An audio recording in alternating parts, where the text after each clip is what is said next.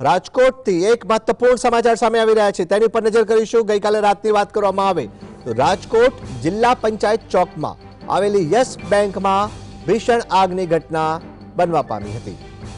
આગ બેંકની અંદર પ્રસરતા અફરાતફરીનો રાત્રે માહોલ મચી ગયો, જેને લઈને વાત કરવામાં આવે ફાયરની ટીમ દ્વારા આગ લાગી હતી તે સ્થળે પહોંચી અને આગ ઉપર મહાજહેમતે કાબુ મેળવાયો છે। જોકે આગ લાગવાનું કારણ અકબંધ હોવાની વાત સામે આવી છે।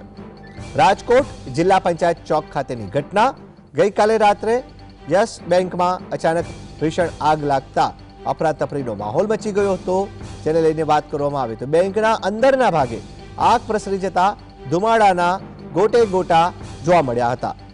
જીએસટીવીની સ્ક્રીન ઉપર દર્શકો સુધી જીએસટીવી પડે પડની જાણકારી પહોંચાડી રહ્યું છે। દ્રશ્યોમાં સ્પષ્ટપણે જોઈ શકાય છે આગના જ્વાળાઓ પણ આગળ વધી રહી હતી અને ધુમાડાના ગોટે ગોટા જોવા મળ્યા હતા, જેને પગલે લોકોમાં એક બાજુ ભયનો માહોલ ફેલાયો। આ દુર્ઘટનાની જાણ તાત્કાલિક ફાયર વિભાગને કરવામાં આવતા ફાયર ફાઇટરોએ કાફલા સાથે ઘટના સ્થળે દોડી ગયા અને રાહતના સમાચાર ભારે જહેમત બાદ આગ ઉપર કાબુ મેળવાયો હતો।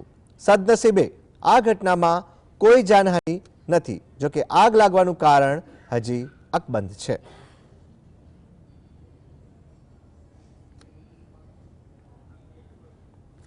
વધુ જાણકારી માટે ફોન લાઈન પર જોડાયા છે સંવાદદાતા લકી।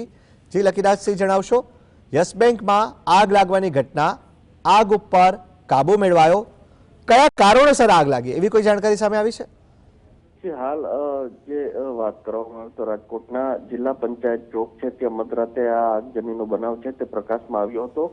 અચાનક જે કોમ્પ્લેક્સના પહેલા માળે આવેલી જે યસ બેંકમાં આગ લાગતા અફરાતફરી મચી જવા પામી હતી। સ્થાનિક સિક્યુરિટી ગાર્ડે તાત્કાલિક ધોરણે ફાયર વિભાગને જાણ છે તે કરવામાં આવી હતી, જેને લઈને ફાયર વિભાગ દ્વારા જે ફાયર ફાઇટર મોકલીને પાણીનો મારો ચલાવીને જે તાત્કાલિક ધોરણે ભારે જહેમત બાદ આ જે આગ પર કાબુ મેળવવાનો પ્રયાસ છે તે કરવામાં આવ્યો હતો અને આગ પર કાબુ મેળવ્યો હતો।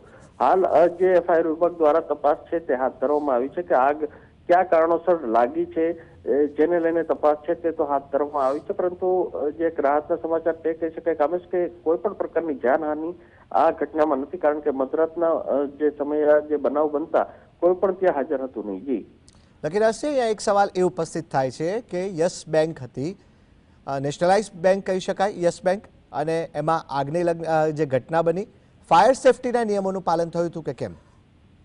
ચોક્કસથી તેને લઈને પણ ફાયર વિભાગ દ્વારા જે તપાસ છે તે હાથ ધરવામાં આવી છે અને બીજી તરફ તે પણ તપાસ હાથ ધરાઈ છે કે એક તો જે બેંક છે બેંકમાં ઘણા બધા ડોક્યુમેન્ટ છે તે પડ્યા રહેતા હોય છે અને જે અગાઉ પણ યસ બેંક છે તે વિવાદમાં આવી હતી, જેને લઈને પણ જો આ આગ લગાવવામાં આવી છે કે જાતે લાગી છે તેને લઈને પણ તપાસ છે તે હાથ ધરવામાં આવશે। જી લકીરાજસિંહ, આપ જોડાયા, આપનો આભાર।